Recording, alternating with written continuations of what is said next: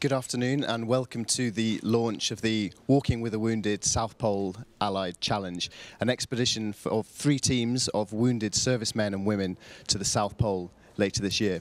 We're here in the Mandarin Oriental Hotel where in a few minutes the expedition patron Prince Harry will announce the UK team for the expedition, sponsored by GLENFIDDICH for this groundbreaking expedition. Joining me now is Andrew Cook. He's the head of fundraising for Walking with the Wounded, and he's going to tell us a little more about the charity and how these expeditions came about. Andrew, thank you for joining us. Can I start by asking you, how did Walking with the Wounded begin? The charity was co-founded by Edward Parker and Simon Dalglish, very much as a result of the injury sustained to Ed Parker's nephew, Harry Parker, in Afghanistan 3 or 4 years ago. I think, having served as a Green Jacket himself, he was no stranger to conflict, but I think once you see your own family suffering in that sort of way, it has a little bit more of a profound effect. Absolutely. And what does the charity do? Ostensibly, the charity is all about employment. It's about supporting a transition from the military to civilian life. And what part do these grand expeditions have in the Walking with the Wounded portfolio of the work you do? Well, really, the expeditions are there to provide a shop window to the world of the wounded community and the challenges that they overcome and that they face on a daily basis, and the immense challenges of the expeditions really just sort of highlights the world that the possibilities are there regardless of disabilities or not. And other than these more epic expeditions, what can we, the public, do to get involved and to help out? Well, as I said, there's 2 elements to the charity. There's the expeditions, which is very much our shop window to create awareness.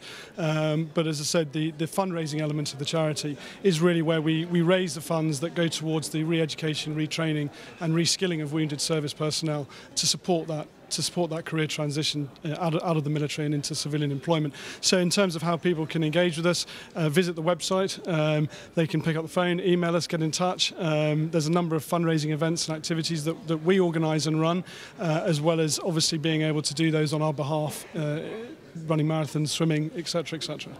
Brilliant. Thank you very much, Andrew. So the expeditions help raise the profile of the charity, clearly, and they're funded by some large corporate bodies. Here to tell us more about the expedition itself, we have Victoria Nicholson, who's the expedition manager, and then I'll be speaking to Inga Solheim, who's the expedition leader for the South Pole Allied Challenge. Hello, Victoria. Hi, Al. Can you just tell us a little bit more about what the South Pole Challenge is? Of course, the South Pole Allied Challenge is our 3rd expedition following the North Pole and Everest. On a slightly larger scale this time, we've got international teams involved. We wanted to tell the story about our international wounded. Our allies go to fight together, and they have to come home and go through rehab together and integrate back into civilian life together. So we have got a British team alongside an American team and a Commonwealth team as well. And you're racing to the South Pole. How far are the teams going to race? So we're racing across 3 degrees. We start at 87 degrees south. It equates to about 330 kilometres, and there'll be sort of stops at each kilometre, at each degree, so that we can check up on the teams and ensure that they're doing all right. And this race is a managed race. Can you just talk a little bit and explain what that means? So safety remains the core principle of our expeditions, as I think clearly demonstrated by our withdrawal from Everest last year. We have to ensure that our wounded team members, as well as the wider team involved, are being looked after. They are in extremely harsh conditions, and it's an unforgiving environment. So at each degree there'll be a managed stop where they will have medical checks and an enforced period of rest, so that we can assess their injuries and make sure that they're not going to come back in any worse off than when they left. And when do the teams depart? We leave from London on about the 18th of November, get out to Cape Town, and from Cape Town fly down to Novo, which is at the north of Antarctica. From there we then fly to the start point, which is 87 degrees, and the race will start around the beginning of December. So home for Christmas. Home for Christmas, is that the plan? We hope so. All flight dependent. Yeah, so aim to be on the last flights out of Novo and back to Cape Town, and everyone home by Christmas Eve. Fingers crossed. Brilliant. Thank you very much, Thanks. Victoria. Thank you. I'm now going to be joined by Inga Solheim. He's the veteran of many such expeditions. I wonder for the people watching, if you could just give an idea of the conditions that people will face out on the ice. So we're going to the coldest continent on Earth, and we'll be facing about an average of minus 35 to 40 degrees Celsius. So on top of that, we have quite strong winds on the plateau, and so the wind chill will be making it quite cold, but it's still manageable with how we're preparing. Quite cold, that's good Scandinavian understatement. Can you tell us a little bit about some of the specialist clothing and equipment that's needed for an expedition like this? Yeah, so because of the hard wear and tear on the kit and also the cold, we need to just bring out the best we have. So on top of supplying them with Helly Hansen cold weather kit, we're also adapting a lot of the kits to the individual requirements. So people have missing limbs, people have some problems with circulation and things like that. So we're making adaptations to the kit on top of what is already quite hardcore kit. Okay. And can you just give us a little idea of what the daily routine is like on an expedition such as this? Yeah, it's a little bit like Groundhog Day, because we are as soon as possible falling into routines where we can be efficient. And the day is basically waking up in the morning, melting water for your breakfast porridge and rehydrating, and then we are skiing 2 hours slots, 2 hours skiing, 2 hours skiing, 5-minute break, 2 hours skiing, depending on how our ambition is, from 8 to 15, 20 hours a day. And then we have a night routine where we're melting water, rehydrating, getting as much energy as possible into our bodies, and then fall asleep and get restitute. Yeah. Thank you. And I believe that Arkiva, your communications partner, are planning to broadcast live from the South Pole. Can you give us some sort of indication of how tricky this might be? So we're going to a very remote place, and there's no broadband or any kind of transmitting live video and footage capabilities down there. So you either have to be very, very patient, or have someone like Arkiva to put up a special bandwidth for us. And I'm really looking forward to it, because most of my expeditions, they are on only very low bandwidth sat phone and no contact, or we can't deliver anything to the outside world. And this time we'll deliver crispy, sharp pictures, and it's going to be nice for me to experience as well. Wow, yeah, that's impressive stuff. And I hear that your expedition patron, Prince Harry, might be keen to come along. What do you think about that? So after the North Pole trip, I know that he's very, very keen to go. And he loved being out in the cold and ice, and he was very capable. So I hope he can come. And if his military commitments and royal commitments allow it, I think we'll have a very strong teammate. Thank you very much, Inga. Thank you. Well, ladies and gentlemen, you've heard a little bit now about the Walking with the Wounded South Pole Allied Challenge, and shortly we're going to be going live to the stage over here where the expedition patron Prince Harry will unveil Team GLENFIDDICH, the UK team. The process we're going to go through now, we're going to hear a welcome speech from the co-founder of Walking with the Wounded, Edward Parker, followed by an address from Major Kate PHILP, who lost her leg during an IED attack in Afghanistan. She will then pass the baton to Ivan Castro, who's a member of Team USA. Ivan is totally blind. And finally, we'll move on to expedition patron Prince Harry. We'll then return here to the fabulous GLENFIDDICH yurt for a Q&A with the GLENFIDDICH team. You can tweet us your questions if you want to ask the team anything at all. Get in touch through Twitter, and we can ask the questions to them later. We're using the hashtag #TeamGLENFIDDICH.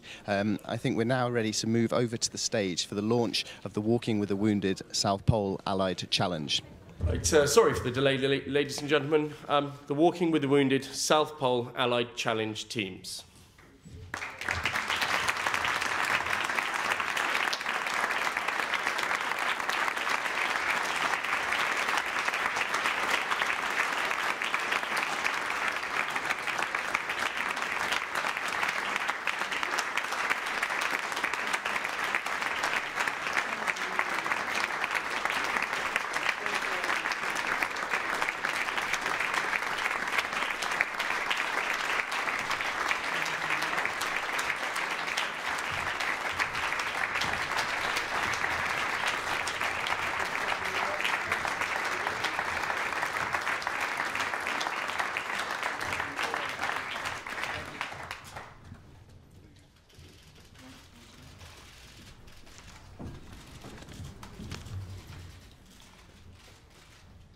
Your Royal Highness, ladies and gentlemen, on behalf of my co-founder, Simon Daglish, and myself, I'd like to welcome you today to the Mandarin Oriental Hyde Park and to thank them for so generously letting us hold today's launch here.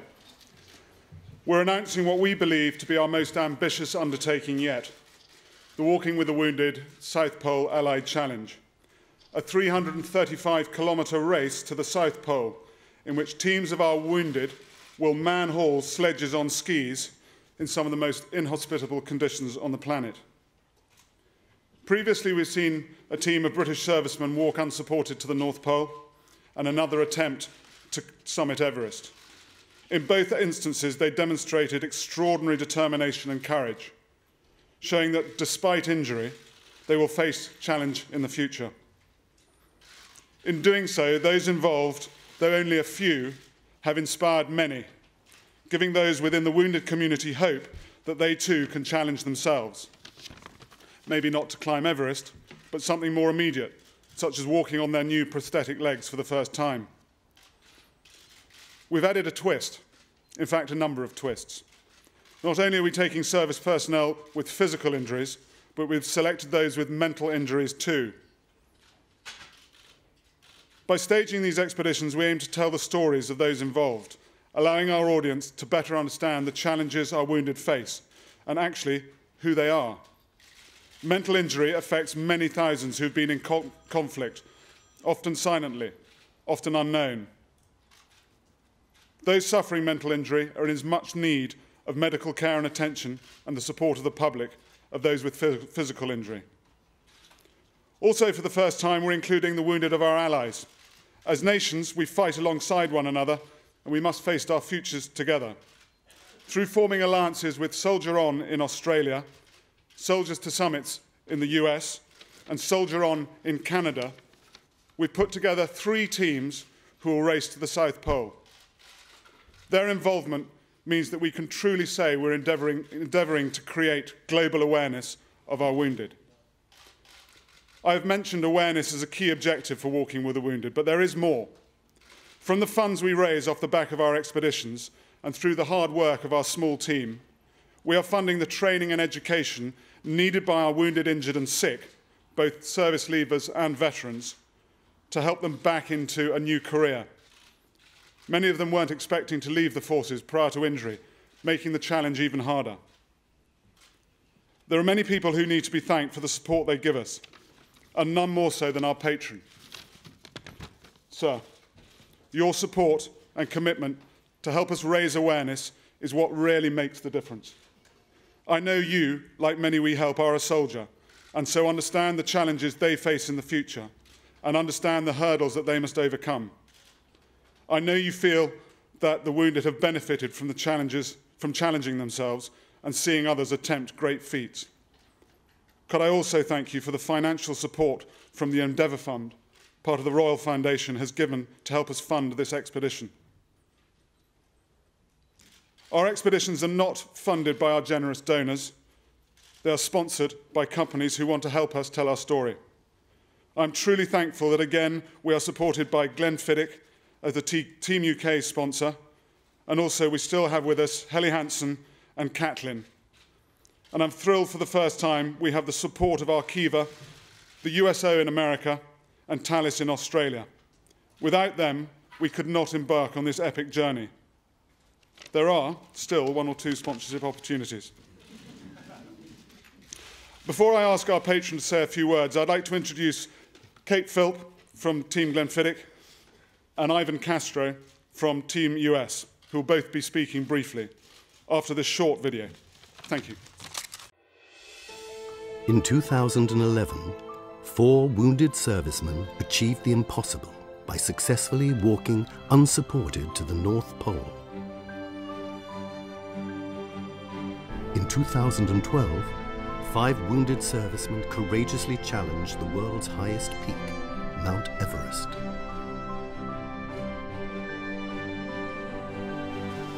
This year, the stakes are raised.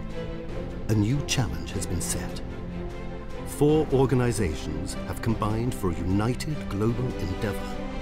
Servicemen and women from 4 nations, the United Kingdom, the United States, Canada, and Australia will embark on an epic race to one of the most inhospitable places on Earth, the South Pole. Wounded in service to their country, these allies will now represent their nations in a race unlike any other.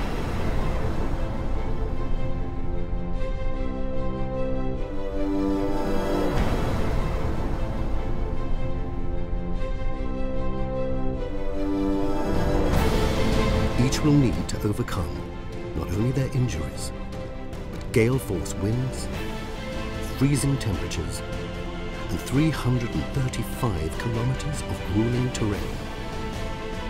It will take more than courage. It will take more than determination. It will test them like nothing before. These three teams will show that beyond injury, beyond adversity, our wounded can achieve the extraordinary. Support your nation. Support your team. Support the walk.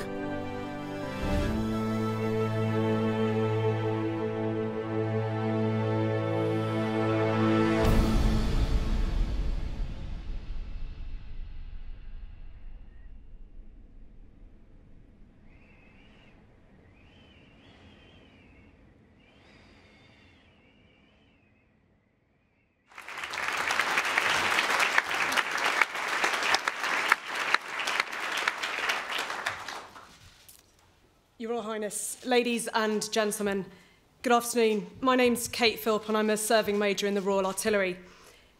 I was injured whilst deployed in Afghanistan in November 2008 when the vehicle I was commanding was blown up by an IED. My leg was badly broken, but the doctors in Camp Bastion thought they'd managed to save it. However, 3 days later, I found myself making the decision to have it amputated below the knee. Why? Because for me, the choice was simple.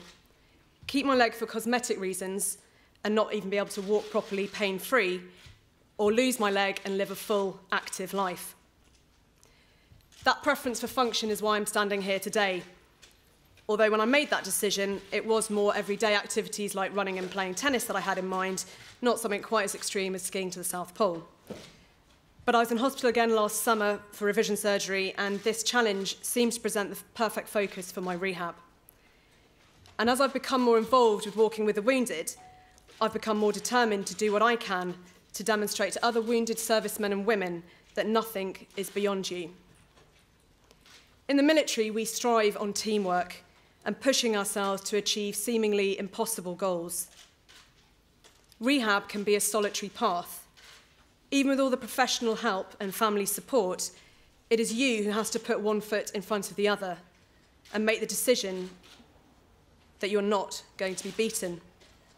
So a physical challenge such as this, whilst it is extreme, seems comfortingly normal. I've talked about physical injury and challenge because that's what I have first-hand experience of. But the second reason that I'm honoured to be a part of Walking with the Wounded is because of the importance the charity attaches to raising awareness of those suffering from mental injury. The numbers are difficult to calculate, but undoubtedly outweigh physical injuries. The treatment is not straightforward. The brain is a complex organ for which there is no mental prosthesis. These are invisible injuries, which still seem to be a taboo topic of conversation. So those involved in this endeavour who are speaking openly about their cognitive challenge deserve great respect, for it is truly courageous to step out of your comfort zone and share something that is so private. I hope that much of what I've spoken about rings true with all of you, whether you have any military experience or connection or not. For anyone who has dealt with hardship knows how important it is to take inspiration, whatever the source, and have a reason to move forward. Walking with the Wounded seeks to smooth the path into Civvy Street for our injured military, who can no longer serve their country, but do have much to offer a civilian employer.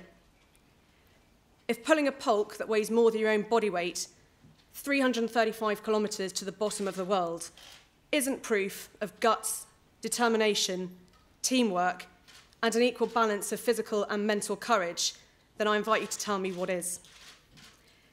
Now, the Brits are known for their reserve, so I'll stop there and donate a few extra seconds to my American friend, a man who defines this global endeavour of facing down challenge, Captain Ivan Castro.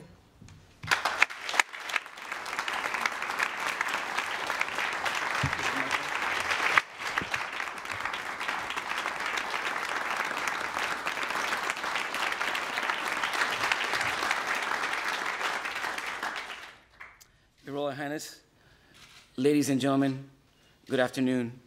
My name is Captain Ivan Castro, United States Army. It's an honor to be here as a representative of Team USA for Walking with the Wounded South Pole Allied Challenge.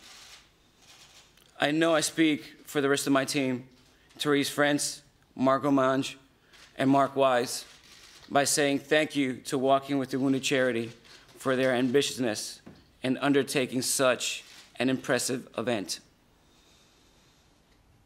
By having service members from Australia, Canada, UK, and the US, we have the opportunity to show the world our strength, determination, and unity of our wounded military. I joined the US Army 25 years ago with dreams of serving my country and seeing the world. And see the world I did. Well, most every continent minus Antarctica. However, 6 years ago, life as I knew it changed in an unmanageable way. I was injured while serving as a first lieutenant in the 82nd Airborne Division during Operation Iraqi Freedom. On September 2nd, 2006, I had just relieved some of my soldiers from an observation post on a rooftop. Minutes later, 2 82mm mortars landed in my vicinity, one landing 5 feet to my left. The explosion tore off the top of my right index finger, broke my left arm, leaving an open bone fracture of the humerus, tore my left deltoid shoulder, collapsed my lungs, and caused a pulmonary embolism and a bilobe aneurysm of the left vertebral artery. It shattered my right cheekbone and nose. The mortar instantly enucleated my right eye and flung shrapnel into my left, leaving me permanently blind. But worst of all, the mortar took the life of 2 men in my unit. After my injury, I was determined to battle back, and with the support of my family and friends and command, I was able to remain on active duty. I continue to challenge myself so I can show others what blind can do, given the opportunity, resource, and proper training. I'm grateful for this amazing challenge provided by Walking with the Wounded, and I see this as a way to impact other injured service members, to remind them that life as they know it may have changed, but there is still a life out there to be fully lived and enjoyed. Doors may have been closed to the nature of their injuries, but there are many doors out there yet to be discovered and opened. All you need is a vision and the will to keep moving out of the darkness. Speaking of vision and moving out of the darkness, I see the South Pole Allied Challenge as one team, one fight. Together, we will adapt, improvise, and overcome, just as we have in the past, as we battle extreme elements and our injuries to achieve our mission. In doing so, I look forward to the sight of all of us reaching the South Pole. Of course, I have faith in my team and know that we'll be the first to arrive and provide a warm welcome to the UK and the Commonwealth. So now, I'd like to ask Prince Harry to say a few words. Thank you.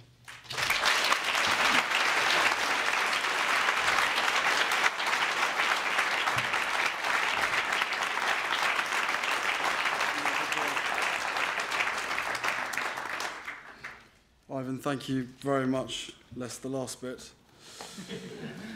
So, here we are again, Inga Solheim, the Norwegian slave driver / heavy snorer. Our leaders, Ed Parker and Simon Dalglish, they who share a mere follicle between them. And some new friends, the stars of the show, the men and women of the Walking with the Wounded South Pole Allied Challenge. In 3 short years, Walking with the Wounded has come from a wonderful, faintly mad idea involving 4 nutters, Jacko, Martin, Guy and Steve, and the aforementioned trio of dinosaurs, to a multinational challenge with teams from the UK, the Commonwealth and America, this time racing each other to the bottom of the world, though we're not allowed to officially call it a race. But I think we all know what will happen. The format may be different, the scale certainly is, but the aim remains the same, to enable our wounded to do what they and all other servicemen and women do better than anyone else that I know, to meet the challenge head-on and overcome it, and inspire others to do the same. Ladies and gentlemen, these men and women have given their all in the cause of freedom, in our cause, that they should once again step into the breach, this time facing down the extreme physical and mental challenges of trekking to the South Pole, just underlines their remarkable qualities. So, what are these qualities? Courage, to be sure, physical strength, endurance, a sense of comradeship, absolutely. But there's something else, something deeper than that, something that continues to draw me back to this charity and these people time and again, and always will. It's toughness of mind, an unquenchable spirit that simply refuses to say, I am beaten. In a way, it's something that can't be defined. You've either got it or you haven't. It's the spirit that led someone once to say, when disaster strikes and all hope is gone, get down on your knees and pray for Shackleton. Ed pretty much never got off his knees on the way to the North Pole. Let's hope that doesn't happen again.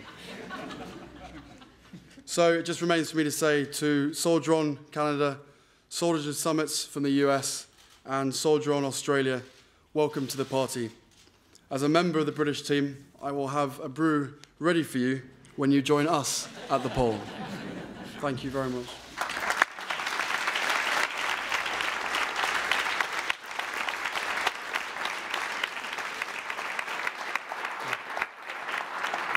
So I think you picked up on that little part at the end here. You're coming with us to the South Pole.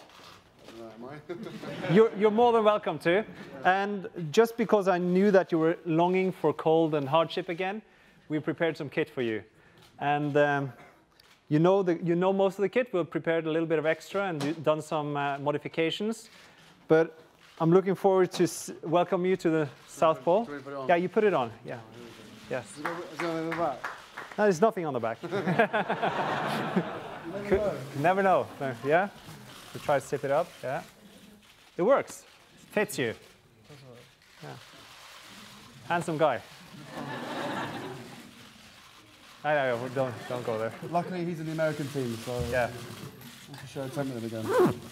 It's very good. There's 2 other big bags waiting for you with much more kit, so you get to play with. And welcome to the show. Thanks, Inga. Thanks. Cheers. Thanks,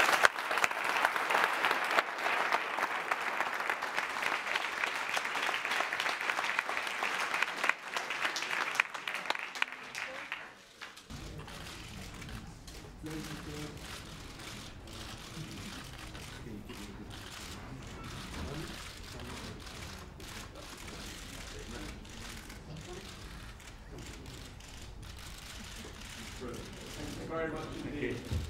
Ladies and gentlemen, the Walking with the Wounded South Pole Allied Challenge.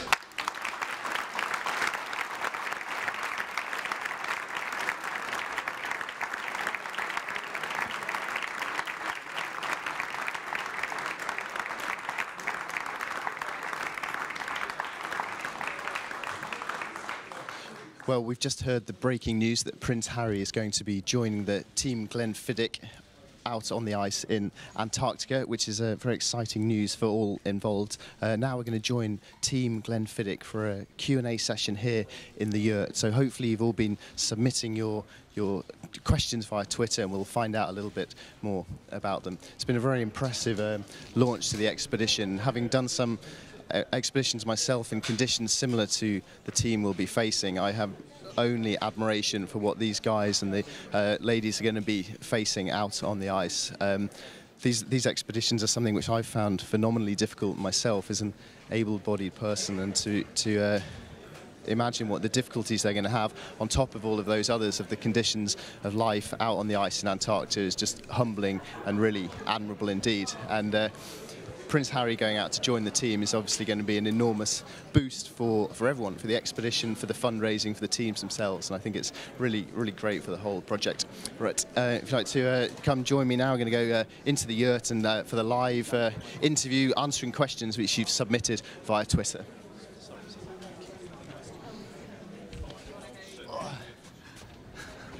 Hi guys. Right. Oh. Are we going to put whiskey in there?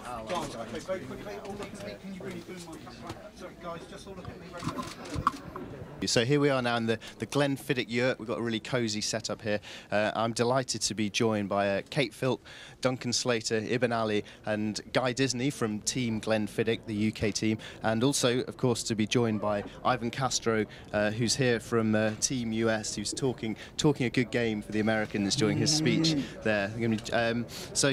Your questions have been submitted via Twitter. This is your chance to find out a little bit more about these incredible guys. So let's see what we've got from Twitter. Oh, this is the high-tech part of this. Here we are. Right. What? Sorry, this is... You need various skills to go on expeditions. You need very little intelligence. Right, so here we've got a general question I'll start with you, Duncan, there. Glad to see you dressed up so smart for your royal patron. How do you feel about... And you as well, yeah. Yeah. How do you feel about Prince Harry officially joining the expedition?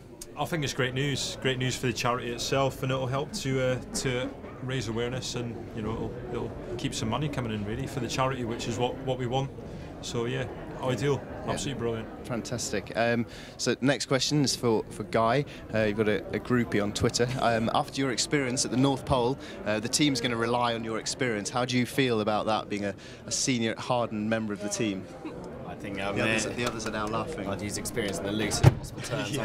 I think anything like this, as we all found from Iceland, it is an incredibly challenging environment, and just because I've had a couple of weeks up in the north, you know, you don't stop learning with stuff like this, and I think the moment you think you have, that's when issues arise. So I think, you know, we had a bit of stuff in Iceland that I probably helped a tiny bit with, lighting a cook and probably burning down the tent only once, but actually it's new terrain for me just as much as it is the others. Ibby, why did you decide to attend the Walking with the Wounded selection in the first place? What encouraged you to give it a go? Well, obviously the two previous challenges I wasn't available for due to military service, and on this particular occasion I thought with me leaving service in the next few months that it would be a good focus once I left the army, and I needed to challenge myself and have that focus, and certainly raise awareness for other wounded servicemen that hadn't been as lucky as me. So that was the real main aim. Were you due to be coming out anyway of the army? No, I chose to leave service in August of this year whilst deployed out in Afghanistan on the same operational deployment that Guy was also on as well. Okay. Out of all, there's lots of military charities out there doing all sorts of slightly different things. So, Kate, why did you choose Walking with the Wounded specifically? Probably a couple of reasons, really. Partly the physical nature of the expeditions that they put on to be the media awareness raising side of the charity, but more importantly for the core of what the charity does. It identified a sort of a gap in the market, if you like, for retraining and re-educating injured service leavers and veterans, and really recognising that giving people the opportunity to have a sort of a sense of purpose again and fulfilment and sort of a reason to and understand that they can switch careers, you know, from an injury that wasn't imposed on them by choice, and they now have to change career, to show them that that there's still a lot of avenues open to them, and I think that's hugely important. Thank you.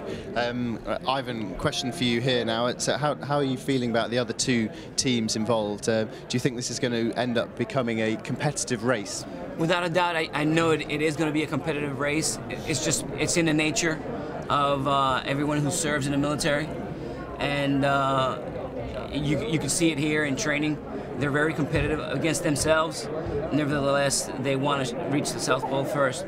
But I can tell you that regardless whether who makes it first, in this occasion, I can say we're all winners. You know, whether it's the UK, Commonwealth, or the US, just reaching the pole is going to be just amazing. And we're all going to be happy, regardless whether the US comes in first or last or in the middle. We want everybody to reach it safely and to do well.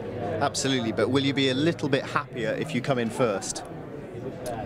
Absolutely, we will. We will for a moment, but I think the joy will be, I think, to be able to see a team ski up to the South Pole. And, you know, I highly encourage everybody to follow us on our website, on Facebook and on Twitter, and on the Walking with the Wounded website, and see what it takes to do this. You know, obviously they'll be seeing from the comfort of their home.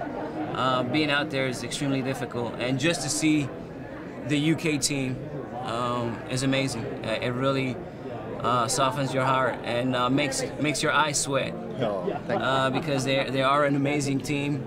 And I'm proud to be part of this organization and this team. Right, absolutely. I'm proud of my team as well. Mutual love. Obviously, part of my team as well. They're a group, a bunch of great bunch of guys and girls. Cool. Question for Kate next. Kate, how are you going to spend the next months after the amazing news that you're in for the South Pole? A lot of time on the hills, I think, training. Yeah, I mean, physical training is going to be the main focus of the next few months. So getting out and about, a bit of weight on the back, and getting basically hours in on the leg, because that's what I need to focus on from a physical point of view. And I think we're quite lucky in the UK in that, you know, it's a much smaller country. So the four of us with our guide will be able to get together, you know, hopefully fairly regularly to do some team training, which is again obviously important for building the team dynamic. So just ensuring a little stronger that obviously we'll be the first to the pole. Yes. Ibby, I'm not sure if this is a loaded question or not, but it says, can Ibby tell us if he ever had a moment of fear during the training in Iceland? I think I probably had several moments of fear. Okay. The first one being the first time I went to the toilet when it was -40. But yeah, there's always going to be an element of fear, especially when we step into the unknown. But the Iceland training is preparing as well, and we'll continue to train, so there's less fear and more nervous energy, I think. Okay. Question for Duncan. Duncan, what personal achievement are you hoping to really gain through this? What's the real drive for you? Well, I mean, it's sort of been bandied about that I might be the first double amputee to make it to the South Pole, or to try and all that sort of stuff. But to be quite honest, that's a secondary type thing that I certainly didn't enter into this for anything like that. It's more the team side of it. When you leave the military or you're excluded through injury or whatever you want to call it, you certainly miss that team spirit and that part of life. So just being part of that again, and being another cog in the machine, even though it's a team of 6, you know, with the guides and all the rest of it, and doing something that is well outside your comfort zone, that for me is that's enough. You know, that's a massive achievement in itself. Guy, how do you feel this trip's going to differ to the North Pole? What are the main differences? Big differences. North Pole's the Arctic Ocean. There's no landmass whatsoever. It's at sea level, so you don't have the issues of altitude. We're starting on the polar plateau, so it's about 9,000 feet, I think, where we start. And then also, because of the curvature of the Earth, the oxygen is thicker at the equator rather than the end. So I think that equates to being at about 13,000 feet. So straight away for the amputees, putting on our prosthetics, our stumps or limbs are probably going to swell quite a bit. I think it's also the mental battle that the Arctic's incredible for, you know, it's an amazing landscape. It's always moving, always changing. There's enough there to keep your mind stimulated. Whereas the polar plateau, there's nothing. You know, it's we're not doing the Beardmore. We're starting about 300 miles out, and when we get there, it's a flat nothingness where it hasn't rained for millions of years, and all you'll have is a view of the man in front of you, or if you're the man in front, a white sea of nothingness. I think it's the mental battle, which is interesting but equally challenging. Last questions for you, Ivan. Just a very quick answer. What luxury items are you going to take, if any? I think I'm going to take a teddy bear. Perfect. Thank you very much. And an iPod. Brilliant. The American secrets revealed there. You heard it first in this yurt. So now, before we say goodbye, we're going to raise a toast to the success of the Walking with the Wounded South Pole Allied Challenge and the 3 international teams who are going to be racing to the pole at the end of this year. So, Guy, do you think you could do the honours, please? So we're here in the splendid GLENFIDDICH yurt, so it's only fitting really that we raise a malt. It's known as the Age of Discovery. It's the first 19-year-old single malt Scotch ever created by GLENFIDDICH, and it was created in homage to the intrepid pioneers who ventured into the unknown to establish the trade routes between Europe and the Far East. So it's quite an adventurous, fitting malt for this. It's aged in Madeira wine casks, which lends a real warmth to the flavour, which fades to a long sweetness. So this year, please raise a glass to the teams who are taking part in this exceptional expedition, the Walking with the Wounded South Pole Allied Challenge. Guys, it's been a real honour to meet you all. That is a heck of a measure. And so let's just raise a toast, support the nation and support the walk. Slán Gerard. Cheers, guys. Cheers.